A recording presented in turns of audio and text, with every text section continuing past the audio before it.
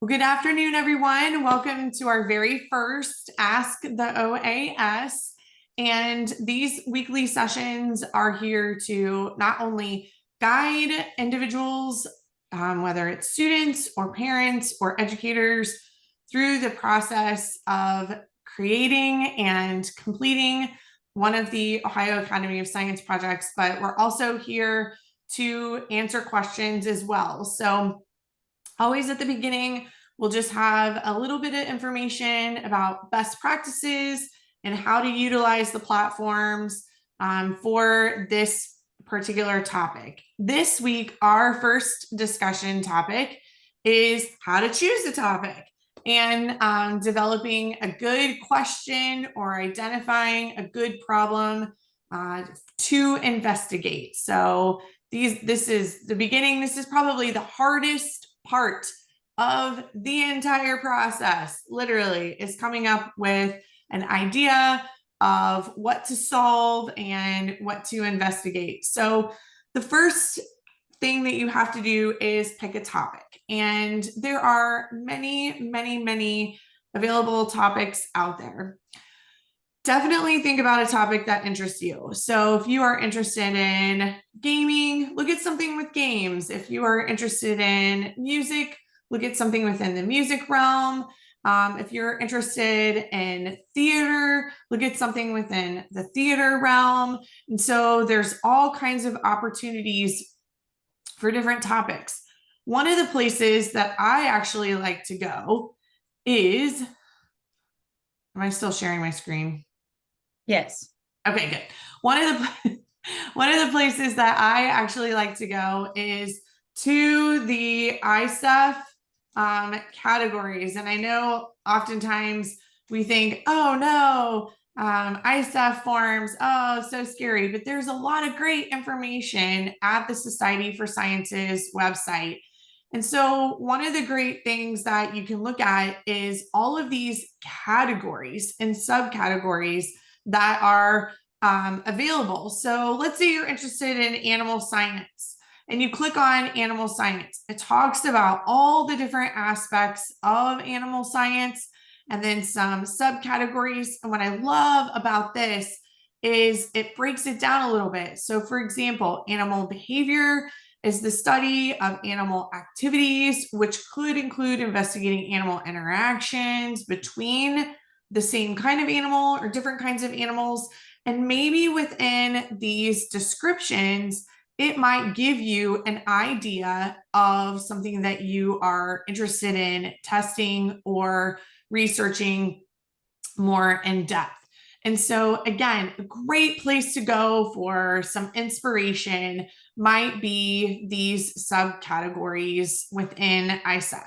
Another great place that might give you some inspiration that have already been completed is if you go to the science projects from last year. These are great places to begin. Oh, and I can't get my, there we go. I'm trying to move everything on Zoom around. There we go. Great places to go and look.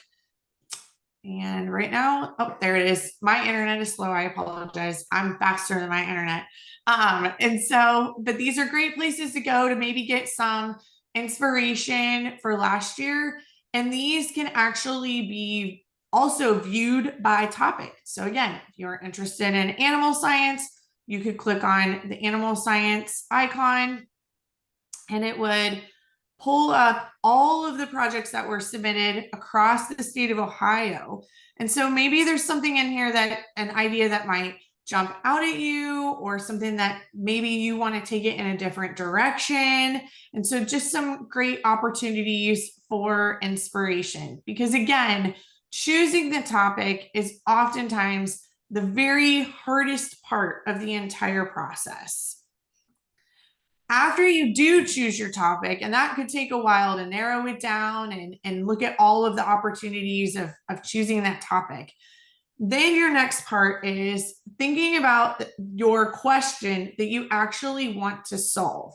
And so here's just some ideas of how you might word that question when you are thinking about what exactly your problem is that you want to solve. So you could have, what is the effect of blank on blank? And so, for example, you could have, one that's tried and true that I definitely say stay away from.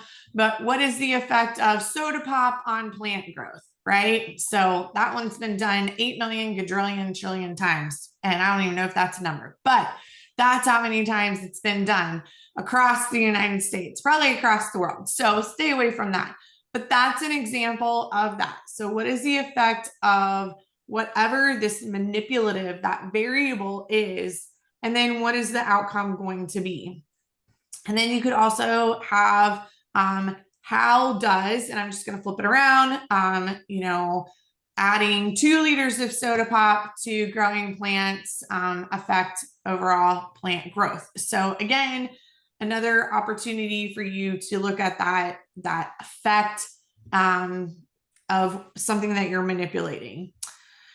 Another example is which or whatever goes faster. So maybe you are comparing, I don't even know, I'm blanking right now.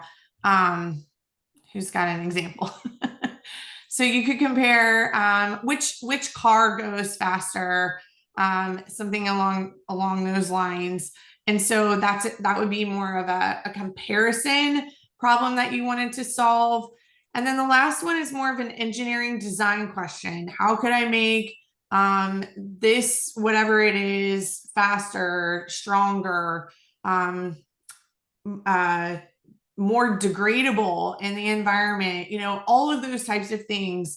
I know that one year I had a student test the how long it took for different types of biodegradable straws to break down. And so we had, the paper straws and the ones that are made from like cornstarch. And so all kinds of those straws, and how long it took to make that go faster. And so she had it under normal rate, and then she added heat, she added more water, and to see if it would go faster. So you could do those types of things. Or if you wanted something, to be better, if you, I know that, well, my internet, I know this is a huge, big problem, right? But how do I make my internet go faster? So, I know it seems so simple, but it's one of those things that a problem that could be solved. So that part is also really challenging sometimes for students to come up with good questions. And so again, I refer to you back to those resources that I shared before when you're looking at some good questions. Additionally, some things to think about when you're coming up with your question. Let's make sure that the information that you're interested in working with is actually searchable and that there's information on the topic. So if you're looking at how do we communicate with alien life in the solar system, we have, things that people have, some ideas that they have, but we don't have that documented information really. And so it's very difficult if something's so broad that it's not available out there to do your background research. And on the same line, if your question has already been answered, then a new question is absolutely necessary. So what happens when baking soda and vinegar come together? Well, we all know what happens. It makes this fluffy, exploding stuff depending on how much of each that you have. So again, if you put a search into Google and you immediately have 20,000 answers right away, it's probably not the best question to do for your project. Additionally, safety. We always want our students and our educators and our facilitators to be safe. So make sure that any testing that you would be doing is safe and actually achievable or accomplishable. So if your testing would have to be done in space, might not be achievable at this time unless there's something currently happening on the space station that you could use the data from that, or it's already being collected, that then you could analyze the data that's currently being collected. So remember, if you add additional levels within your project, additional ISEF forms may be necessary. So always keep that in the back of your mind, and those are there for safety. And then the last thing to think about, time. Do you have enough time to actually come to a conclusion or an answer to the question that you want to solve? Or is this going to be a continuation project for the next few years, which is totally fine. But you just need to have that in the back of your mind. Am I going to have this done within the next few months? Or is this something that I'm going to be continuing for years to come? Now, I know we want to be encouraging and say, these are some great ideas, and I've shared those with you. But there are also some projects definitely to stay away from. They're great projects to do, maybe as demos or sample projects when going through the process of hypothesis-based scientific method or engineering design methodology, but they've been done. And so looking at any topic that boils down to like which tastes better, we want to make sure that we have good quantitative data, if at all possible. And it is difficult. Anyone who's done their master's thesis or doctoral studies knows that it's very difficult to take that qualitative data and put it into more of a quantitative basis. So keeping that in mind, anything that says which is the best, so popcorn, bubblegum, makeup, detergents, cleaning products, paper towels, those have been done quite a lot. So keep that in the back of your mind. Anything that would require someone to recall things that they did in the past, that data tends to be unreliable. I don't remember what I ate for dinner last night, so asking me something, previously might skew data a little bit. Effective colored lights on plants. We could get a little bit more creative with that. That's been done.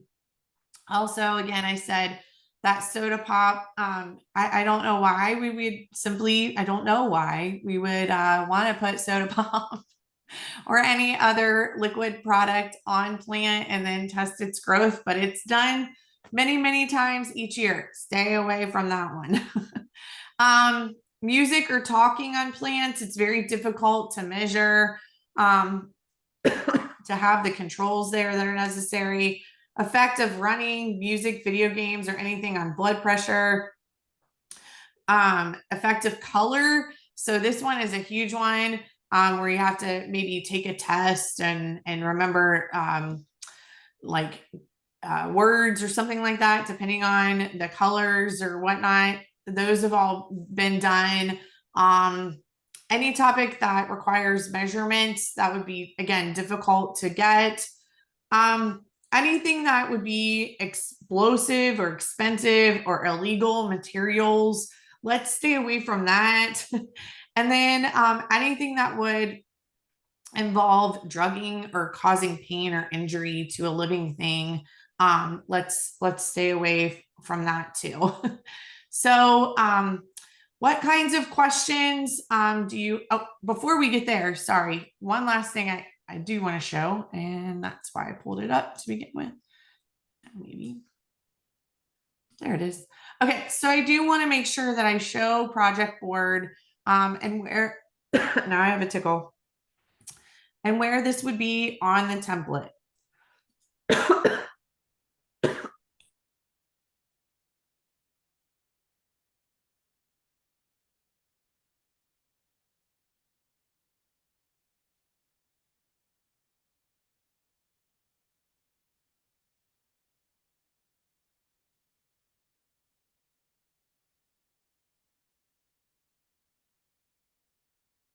Brenda, if you have any students that want to do medicine and health, we can have human participants, and I think Angela would be a good one. We'll have them do a project on respiratory issues.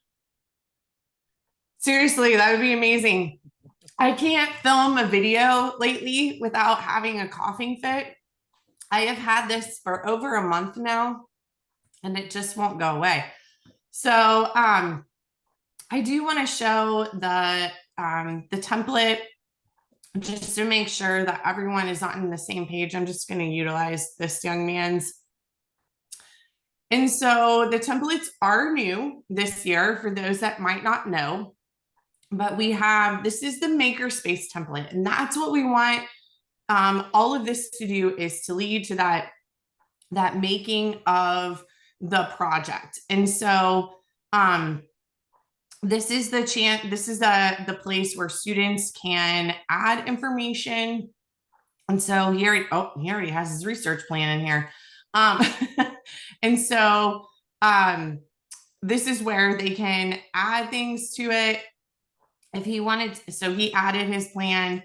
They could add photos or videos if they're doing background research. You could use it as a whiteboard to take notes, links, files, all kinds of things, embed videos and things within this section, but kind of think of it as the online journal to hold on to all of those pertinent pieces of information for the project. The next part would be the hypothesis. So if Matthew is finished with this section, and we have directions at the top, but when Matthew is finished with his hypothesis, he could actually click down here for his teacher or for facilitator that he's ready for it to be reviewed. And then that information would go to the teacher or facilitator, and then they can review it and either send it back to him for further review and editing, or say that it's completed and good as is, and then he could move on to the next section. And so it's a great way for some formative assessment to happen with the students. It's also great when students are working at different paces. And so students can self-pace through this, very similar to lots of other opportunities that are used in the classroom for students. So this is only their makerspace. I just wanted to show a couple. The other one for engineering design is yellow. And that template is, again, very similar. And as you can see, this student has already put place that it's ready for review. And so the educator or facilitator or whoever is working with this student can look at the information and either say, send it back to draft with some comments as to what they might need to change, or say that it's completed and they're good to go and move on to the next section.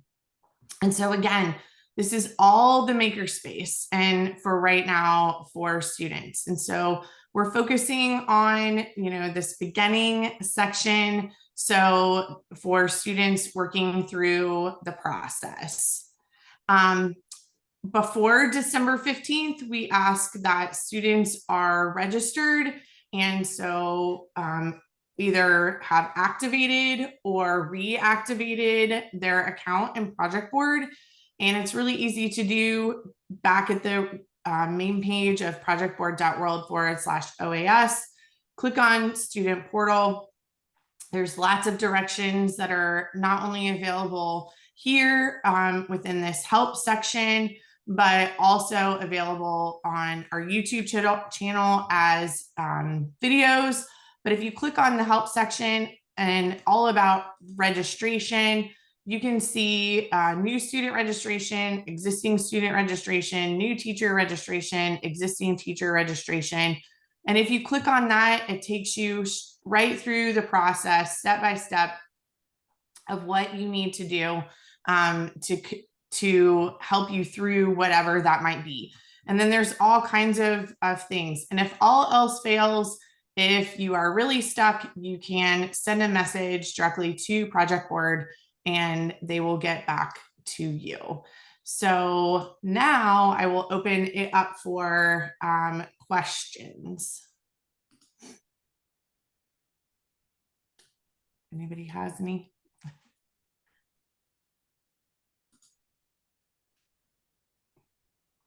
I've got some information or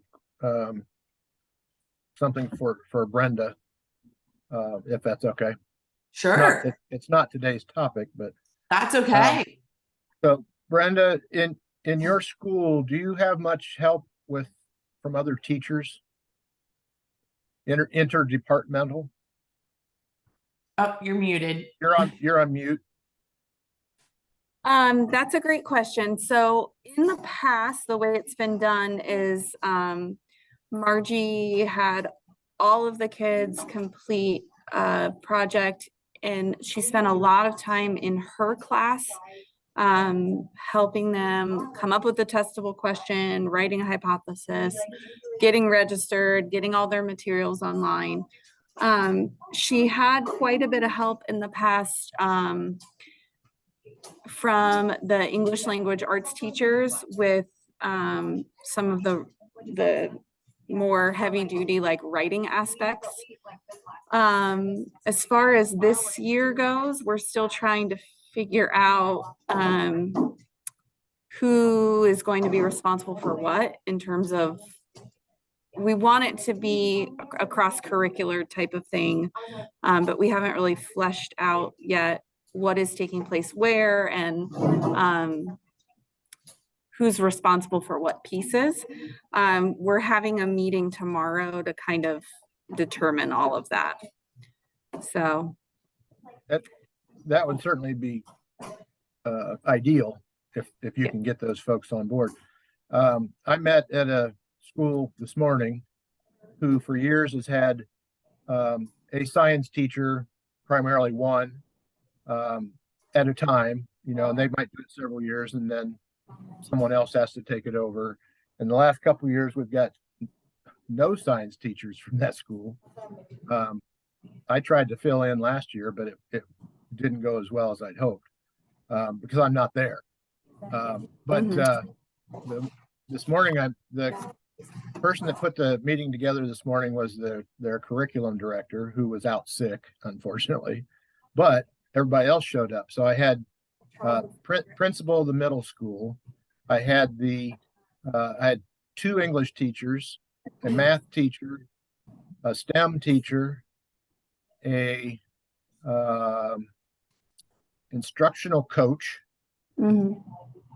which that was a new term to me earlier this year, but I kind of understand what they do. But so it was a good mix of and no science teachers. I mean, but I still had it, and it looks like they're going to work together.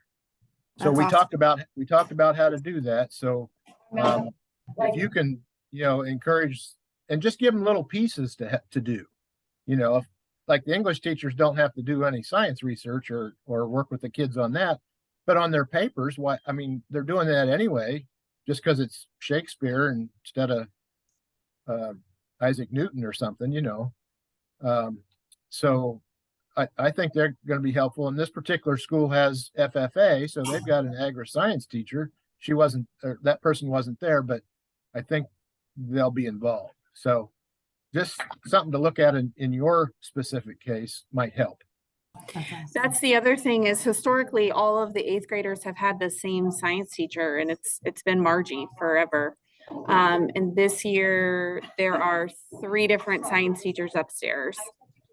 So the goal is to have everybody still participate, but there's 3 of us to try to coordinate now. I'm kind of the one that is getting the information and then passing it on to everybody. So I appreciate all the help that you guys have to offer, and hopefully we can get lots of people on board, more than just the science teachers. Awesome. But if there's anything we can do to make them feel bad for not helping you, let us know. Okay. And if they wanted to ever, any of the language arts teachers ever wanted to attend or whatnot, if this is after school time, I don't know, but there's definitely an opportunity for contact hours. So, we could take attendance and we can see who attended, and we could potentially offer some contact hours that they could use toward licensure renewal, because if it's outside of the normal classroom day, because this is important information, that they can use within their class. So we have a And new you email. Oh, still, sorry. you still have a technical writing manual, don't you? That you Yep. could provide Mhm. to them? Yeah. And but we have a new email address that we are using collectively as a team, stem@ohiosci.org. And that way you don't have to just email me or Sheila or Casey or anyone else at the office. It'll come, that is an all-encompassing collective email if you have questions. And the next couple of weeks, we're going to break down the developing a testable hypothesis and that engineering design statement, because that's quite a bit of information. And also next week, we're going to introduce our Ohio STEP platform as well, very briefly, for anyone that might be interested. So, I have one question. So oh, as yes. far as gathering ideas, what do you suggest in terms of the number of options the students originally come up with? Is there a good number where it gives them a good amount to pick between, but it's not overwhelming to try to find too many ideas? What would you Right. recommend there? So one of the things that I used to do when I was in the classroom is I would have them kind of do just a brainstorming. What are all the things that interest you? And so, it's that idea of I do, you do, we do kind of thing. And so if I'm interested in bees, I'm going to write bees down and then maybe tell them to pick three of those things. So I'm interested in bees, my allergies are killing me. And how come my airbags didn't deploy last year? So, the airbag deployment. So I'm interested in all three of those things. And now what you can do is have the students then start thinking about what are all the questions that if you didn't know anything about bees or any of these topics, what would you want to know, and just jot it down. And then go find a friend or a buddy or a group. And then they could do like a peer swap within their papers, and they could write down things or highlight things that they also agreed with. And then the students, you might have them pick like the top three of those questions within that, and then do just a quick Google search. So how many things did you find for each of those questions when you popped it into Google? Did it already solve your question? Did it have information? That's what I used to do with the students when I did this process. That's exactly what we did. So it was that I brainstormed, then I go to phone a friend, and we go to my friends, and then we do just a quick Google search, because oftentimes if they have to work too hard to find information, then they check out. So you can also kind of gauge the level of how deep that student is willing to go with their background research development and things like that. So Okay. We also have resources on Project Board. If you want to show that, Angie, that it's just for this exact step that we're talking about. So how to choose a topic and how to identify your question. So if you go to Science Day resources and scroll on down. So here's those categories: topic exploration. So some other places that you might want to go to look at different topics. Ohio Soybean Council is a great one too. Grow Next Gen has all kinds of great information as well. Okay. So I think if you keep going, so there's a PowerPoint presentation with a couple of worksheets that walk you through this exact process that was talked about today. Where at the very bottom under teacher. Under teacher? At the very bottom. Keep scrolling down. Okay, close your eyes so nobody gets sick. There we go. Okay. Okay, topic selection. Oh, yeah. So if I open it, maybe.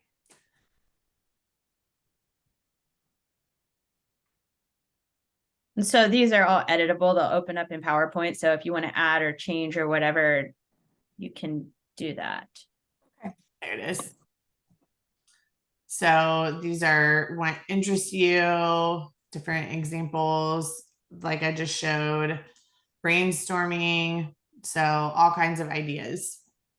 Okay, that's great. Thank you. You're welcome. We're trying to put the information out there because we know that, this is the hardest part. It's coming up with the topic and then a question. That's the hardest part. Yeah. And the reference that Martin made to the technical writing is in this section as well. The teacher's guide to technical writing, Okay. as he referred to, it's also there. Okay, Yep. great. All right. Well, I'm just gonna stop recording.